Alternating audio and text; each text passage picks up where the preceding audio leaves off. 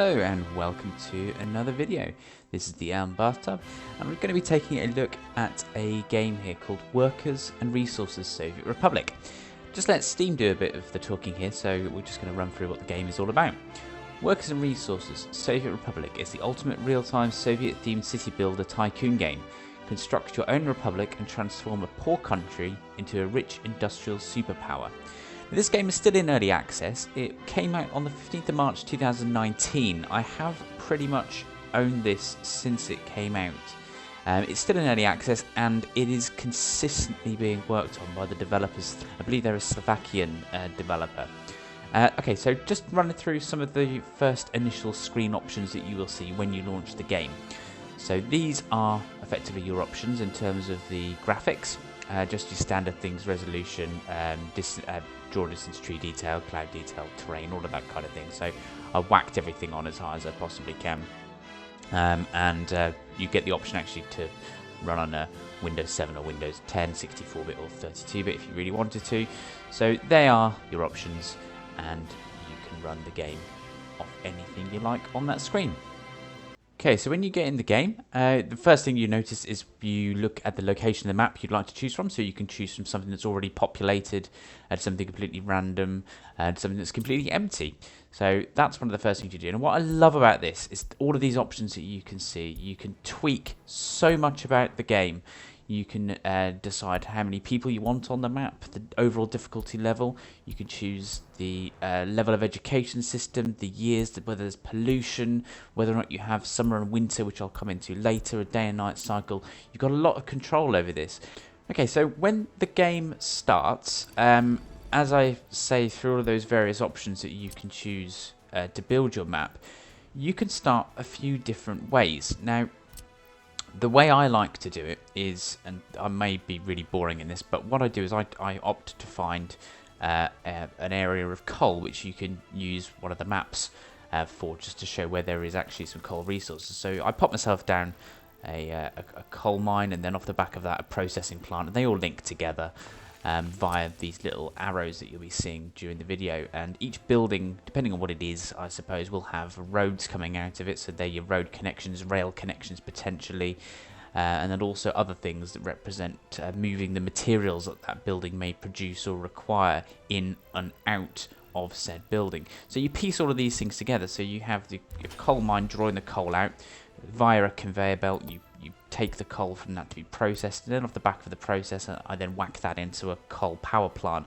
That's my starting basis, and once I get that coal power plant going, I then build my city. So I'll start just by maybe getting some houses and some educational buildings, schools, and then some shops and things like that, just to get the basis of the game running. And then you can expand outwards, maybe into different cities, and link them all together. But it's one of those things that you would definitely have to take a look into and see how you can get on with doing all that. But the game is so free in the way that you want to do things. You can, if you choose to, you can decide to import your fuel, electricity, or anything like that from the edges of the map. So the map actually contains two nationalities on the sides of the terrain. So you've got the US and the rest of the Soviet Union. And there's a bit of bearing for what that's all about for two different things. One for economy, so whether or not you want to bring in, as I say, electricity from an external source, or it comes down to trade. So later during the game, you'll find that you will want to trade some of your goods that you've made within your cities with either the American side or the Russian side. So that's the way that that's lined out. So they're your different starting options. You don't always have to do the same thing every time or do the same thing as me, but that would be my approach. But some really good ideas and flexibility yet again on how you can actually begin the game. As far as objectives goes, there aren't really any set objectives. There's nothing like you have to build this, you have to build that. As I say, the game is very, very open and it lets you do what you like. So the only real objective is to keep afloat. Don't run out of money, although you can take out loans, but ultimately you have to become self-sufficient. So you, through building your cities, you effectively then have to build your own produce. So this is things ranging from processed coal, iron, steel, prefab materials, bricks, wooden boards, just anything you could think of, and oil, fuel, all of that kind of things. And you can then trade all of these out. So rather than having to buy anything in, you eventually, as you go through, you can provide for yourself, as well as sell over any excess produce that you have overseas, either again to the US or to your fellow Soviets via the edges of the map. And you can do this via road networks, you can do this by rail, and when it comes to electricity, you just hook up your pylons to whichever side you wish to share the resources with. Now, the looks of the game as well. Now, I think this game looks absolutely incredible. It's a strange one for me because it's not graphically beautiful in that it's not, wow, these are state-of-the-art graphics. They're not. But it gets the feel of the theme of a Soviet city absolutely right. And as you will see through this video, you'll see zoomed in on buildings, zoomed out buildings, and the level of detail on these things. So the city looks as a whole fantastic when you're zoomed out. When you're zoomed in, each individual building has that brutalist Soviet feel to it. And everything has been absolutely wonderfully taken care of by the developers of this game in terms of visually.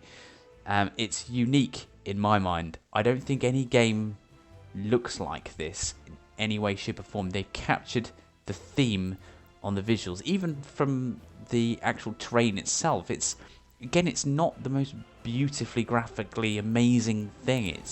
It's done in such a way that it's artistically unique, and it just fits in with the theme of the game. It truly does, even from the fonts of the text through to, as I say, just looking at the buildings and even signage on the buildings. For example, I believe the cinema, you can zoom in and it's got the Cyrillic writing on it, and just the level of detail is excellent. Buildings themselves, as aside from aesthetically being fantastic, they all contain relative functions to what they're going to be needed to do. So housing is fairly self-explanatory. Your people will live there, but that's not the end of it. You can go into any of these buildings just by clicking on them to bring up the information. So for your housing, you can see how many people are living there, what day-to-day means they have. So do they have TVs? Do they have cars? Are they cold? Are they getting enough heat? Do they have enough money? Do they have jobs? Are their children being educated? If their children can't go to school, they can't go to work. It's absolutely fantastic detail just from the housing level. But you look over for the rest of the game as well, and you will see things for construction purposes. So, for example, when it comes to gravel, you have to dig out the gravel out of the ground. You then process that, and you can use it. And as you go through these buildings screens, you can actually see what they're producing, and to an extent you can control what they're producing. So in the way of storage, I know it's not production, but a storage facility can have multiple purposes. So you can store maybe 4 different types of something in a storage facility, but you can only store that one type of thing in that facility. So you have to make your decisions as to what you want to store and where, which is what I really like about this, because again it gives you a lot of freedom as to what you want to do, but you do have to stick to some rules. You can't mix storage, for example, and it just means that you have to plan better. You really have to plan these cities. So if you're into your planning side of games like this, so knowing where things are going to go before you put them down, then this would definitely be 100% one for you. The citizens themselves, that again visually they're not great. You can zoom in, you can see them wandering around. They have little briefcases. They all sort of wear Soviet-looking clothes. The children have little rucksacks on as they go to school. So all sorts of really sort of different things going on there for different people. But they move so fast on the map that you can't really see them. They just rush about. They're little ants, basically. And if you zoom in, you can see them in a bit more detail. If you zoom out, as I say, they just look like a load of ants. And they will go to and from work, take public transport if you set it up. So you've got buses, you've got trains, you've got trolley buses, you've got cable cars. You've got so many things. And eventually, as the game goes on, you can then build a private car so people can own their own vehicles and go to work and things like that, which is absolutely fantastic. But the citizens are actually quite intelligent. They know what they need to do. So if you have a city with several different places of work, they will distribute themselves equally to where they need to go to. So then not everyone is just going to pile to the nearest place. They have this really cool technique. If you go into any building, so say you've got a factory, you can see by hovering over one of the buttons via the blue line what they can reach via footpaths and roads. So you can see which residential areas are in range of that building. And the same goes for power and heating. So you can always see whether or not the buildings that you're placing, workplaces that you're placing, residential buildings that you're placing, are they in range of certain things? And you can use these tools to see whether they can get to work, they can get to school, get to the pub, get to the sports facilities, get to the cinema, the grocery store. You can see they've got all this and make sure they've got electricity and heating. So it's really fantastically detailed like that. When it comes to vehicles, you've got an array of different things to choose from, as I briefly covered there. You've got trolley buses, normal buses, trains, all of that sort of stuff. Not only that, you've got things that need to move materials around. So you've got dumper trucks, you've got cold storage trucks, combines. You have to grow your own food. So you have to use your tractors to sow the seeds into your fields. They then grow. They're then harvested with combines. And then trucks will take away the grain, and you can then process that grain. You can turn it into food and alcohol, and those things can then be used in your cities and effectively transported around, either again by trains or by trucks. And anything excess can, as I say, be sold to either the US or the Soviet side for money. It's excellent. It's really, really fantastic. You've got so much that you have to think about. It can be a bit of a headache sometimes, admittedly, because there's so much going on and there's so much planning you may have to do, but it's a joy, and the game doesn't take itself seriously at all. There's a day and a night cycle in the game as well. So during the day, everything's great. You can see everything's visible. At night, obviously things become dark. If you don't supply your buildings with power, the buildings will sit in the dark. You will not see them very clearly. If they are provided with electricity, they will then be visible and they glow and the lights are on. Again, it just adds to the quite nice visuals. Again, not the best looking visuals, but just fits in with the theme, and it couldn't ask for more. In the game as well, in terms of sort of day and night, if I move on to the seasons as well, there's actually a winter every year, and you can switch this on or off depending. But it's so important to make sure that you have enough food and everywhere it's heated, because when it gets to winter time, the temperature will drop to minus however many, really cold, and the snow comes down and everything just becomes white, and it looks really nice actually when the snow comes down. And you can just make sure that everyone is heated by, again, going into the building screen, making sure there's enough warmth in there. If not, you've got to make sure that you're bringing heating stations which are powered by coal, and if they're further away, you then have to build pipes to take the hot water to these heating stations to allow people in further away places to remain warm. It's things like that as well that I just love the detail for. It's anything that you think could happen or you might need to do probably is in here. The array of buildings is humongous. There's buildings for most things: radio stations, TV stations, hospitals, extraction things, so mines, storage, factories that make bricks from the materials, factories that make concrete, cement, all of these different things in terms of the actual array of buildings. And again, the vehicle selection is pretty damn good too. Finally, in terms of the actual game itself, there's overview screens, so you can have a look at the economy screen. So really detailed economy, so you can look at the US economy, the Soviet economy, see which products are selling for the most, see which products aren't doing so well. It's an ever-changing system. You've also got screens where you can check your happiness of your citizens, see how much overall produce and items that you've got going on. So whether or not you've got a good stock of coal, you can always check this, and just keep an eye out on all your vehicles at any one time. So all of these lines and routes that you set up with these vehicles to keep the infrastructure moving, you can check all of that in one place at any one time, so it makes managing that slightly easier. Another thing, just the final thing in terms of what I really like, is actually just the fact that you can actually click on any vehicle and jump on board, so you can get the first person view of them. So a car or a train or whatever is driving to a certain place, you can hop on board with that. You can't take control of the vehicle because it's on a set route that you set, but you would be able just to sit on board with them basically, and you can drive through your cities, and that I really like. You get to feel like you are in your city when you do that, and it's such a good touch. A couple of things that I would say aren't quite right in this is placing of buildings and roads can sometimes be clunky. Roads don't often connect to one another, and you have to do them in tiny little bits at a time. So drag a tiny bit of road, drag another bit until you get to the road that you wish to connect to. Sometimes it's a bit clunky like that. Also, as well, on the sort of building construction side of things, sometimes you can't build buildings in certain places, which is fair enough. You can't build a building on a cliff edge, for example, literally on the cliff face. Of course you can't. And there are tools there to allow you to adjust the terrain, leveling, raising of land, lowering of land, all of that sort of stuff.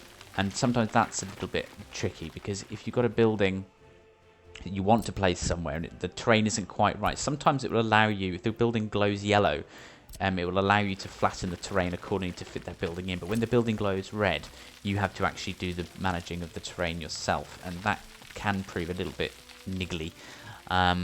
And you can get a little bit frustrated with that sometimes. That's something which does prove a bit tricky, just to get the land in the way you want it.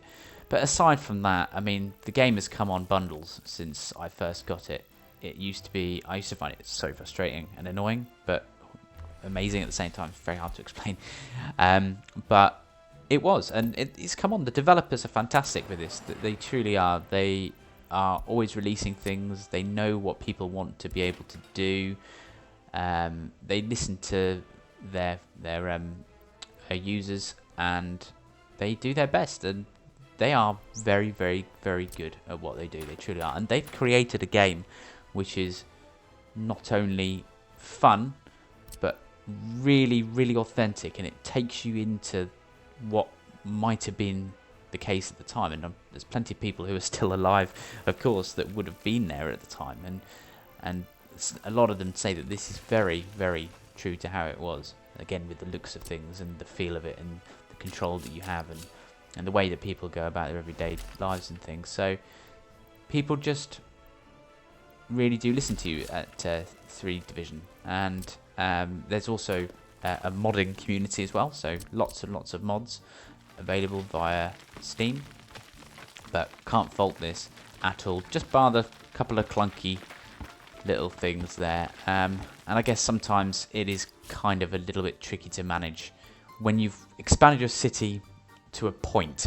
So if you've got a huge, vast city, sometimes it can be hard to keep on top of everything. So if, for example, a building is lacking power, it doesn't flash up and say this building is lacking power, which I actually think would be quite useful.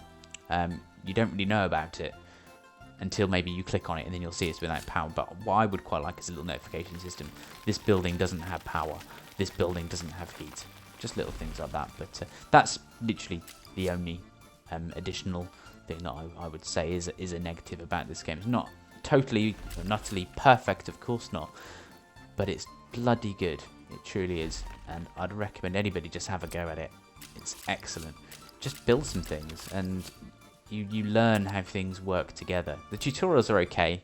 They're a bit naff, but if you want some basics, then they're fine. But the best way to play this is just to knuckle down and start building things. If you cock it up, just start again. It doesn't matter. Anyway, I hope you enjoyed the review. Let me know what you guys think of the game, if you've had a go on it, or you end up getting it off the back of this, and see what you think. If you want to ask me anything like that at all, I've got quite a few hours under my belt with this. I'm by no means very good at it, but yeah, by all means, we'll have a chat in the comments if need be. Thanks for watching. Take care. Don't forget to subscribe if you've enjoyed. Bye now.